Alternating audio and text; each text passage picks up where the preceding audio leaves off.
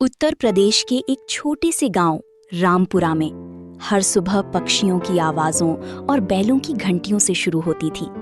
चारों तरफ हरे खेत, मिट्टी की खुशबू और लोगों की सीधी सादी जिंदगी। उसी गांव में दो भाई रहते थे, बड़ा भाई मोहन और छोटा भाई सोहन। दोनों अपने पिता हरिदास के साथ खेती करते थे। हरिदास गांव की सबसे ईमानदार किसानों में गिने जाते थे। लोग दूर दूर से सलाह लेने आते थे। वो हमेशा कहते, बेटा, खेत सिर्फ मेहनत नहीं मांगते, वो इंसान का दिल भी पहचानते हैं। मोहन मेहनती जरूर था, लेकिन उसके अंदर लालच धीरे धीरे बढ़ता जा रहा था। उसे हमेशा बड़ा घर, ज्यादा पैसा और गांव में सबसे अमीर बनने का सपना रहता। वहीं सोहन शांत और दयालु था। वो गांव के गरीब लोगों की मदद करता, बच्चों को मुफ्त में पढ़ाता और बूढ़ों का सम्मान करता। सोहन की पत्नी गौरी भी बहुत समझदार थी। वो हमेशा कहती, भगवान देर से देता है, लेकिन सही इंसान को देता है। मोहन की पत्नी कमिनी बिल्कुल अलग स्वभाव की थी। उसे गहनों और पैसों का बहुत घमंड था। वो अक्सर गौरी को तानी मारती, सीधी सादी बनकर कोई अमीर नहीं बनता। एक दिन हरिदास की तबीयत अचानक खराब हो गई। पूरा परिवार उनके बिस्तर के पास खड़ा था। हरिदास ने कांपते हाथों से दोनों बेटों का हाथ पकड़ा। हमेशा साथ रहना बेटा, घर टूट जाए तो दिल मत टूटने देना। कुछ दिनों बाद हरिदास इस दुनिया को छोड़कर चले गए। घर में सन्नाटा छा गया। लेकिन पिता की जाने के कुछ ही दिनों बाद मोहन बदलने लगा। एक रात उसने कमीनी से कहा, अब सारी जिंदगी छोटे के साथ खेती नहीं करूंगा, जमीन का बंटवारा होना चाहिए। कमीनी मुस्कुराई, यही सही समय है। अगले दिन गांव के मुखिया धर्मपाल चौधरी को बुलाया गया। घर के पीछे दो बड़े खेत थे। पहला खेत नदी के किनारे था, उसकी मिट्टी बहुत उपजाऊ थी। दूसरा खेत गांव के पीछे पहाड़ी इलाके में था, सूखी, पथरीली और बंजर जमीन। मोहन चालाकी से बोला, किस्मत फैसला करेगी। उसने दो पर्चियां बनाई, लेकिन चोरी छुपे दोनों पर्चियों में उसने नदी वाले खेत का नाम अपने लिए लिख दिया। उसे पूरा भरोसा था कि अच्छा खेत उसी को मिलेगा। सोहन मुस्कुराकर बोला, जो भगवान चाहे। उसने पर्ची उठाई। धर्मपाल चौधरी ने पढ़ा, सोहन को पहाड़ी वाली जमीन मिलेगी।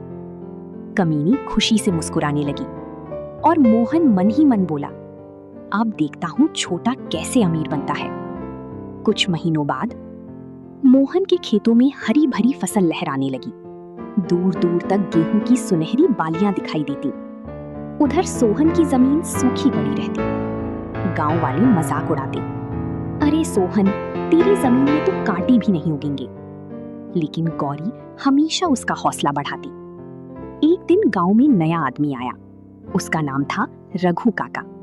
सफेद दाढ़ी, फटे कपड़े और हाथ में पुरानी लकड़ी की लाठी।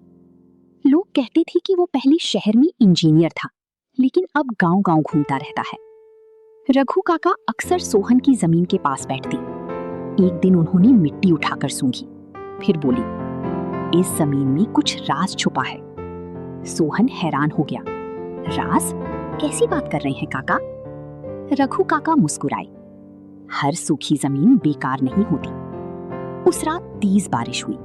सुबह सोहन खेत देखने गया। अचानक उसने देखा जमीन के एक हिस्से से हल्का धुआं निकल रहा था। वो डर गया। उसने मिट्टी हटाई। नीचे से गर्म हवा निकल रही थी। गांव वाले इकट्ठा हो गए।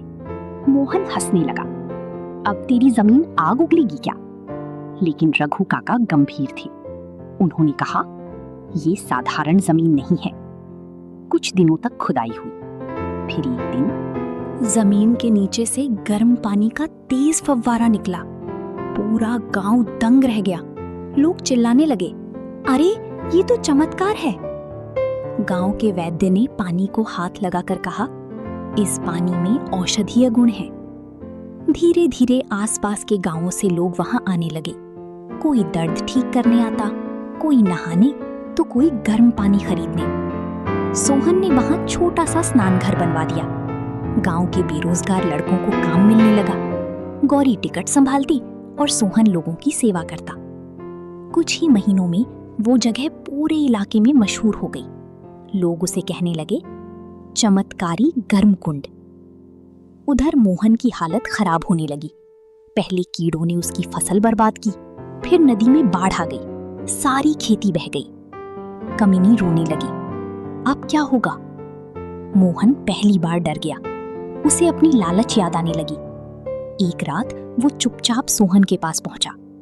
सोहन उस समय गरीब बच्चों को खाना खिला रहा था। मोहन की आंखें भर आईं। छोटे, मैंने तेरे साथ बहुत गलत किया। सोहन मुस्कुराया।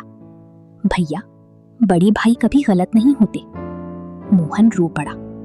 मैंने जमीन के साथ धोखा किया, लेकिन भगवान ने मेरे साथ कर दिया। उसी समय रघु काका वहां आए।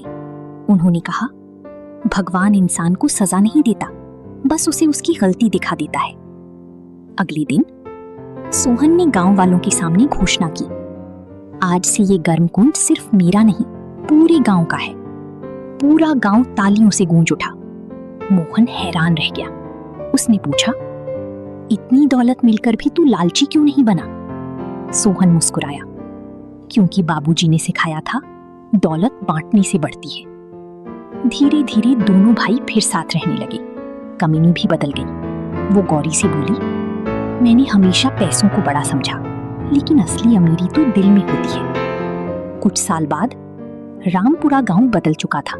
वहां स्कूल था, अस्पताल था और दूर दूर से लोग गर्म कुंड देखने आते थे। गांव के बाहर एक बड़ा बोर्ड लगा था, रामपुरा, जहां इंसानियत सबसे बड़ी दौलत है। एक शाम दोनों भाई खेत में साथ बैठे सूरज डूबते दिख रहे थे। मोहन बोला, छोटे, अगर उस दिन तू मुझे माफ न करता तो शायद मैं जिंदगी भर गरीब ही रहता। सोहन मुस्कुराया, गरीबी पैसों की नहीं होती भैया, गरीबी सोच की होती है। हवा धीरे धीरे बह रही थी और आसमान में डूबता सूरज मानो हरिदास की बात दोहरा रहा था। खेत इंसान का दिल पहचान लेते हैं।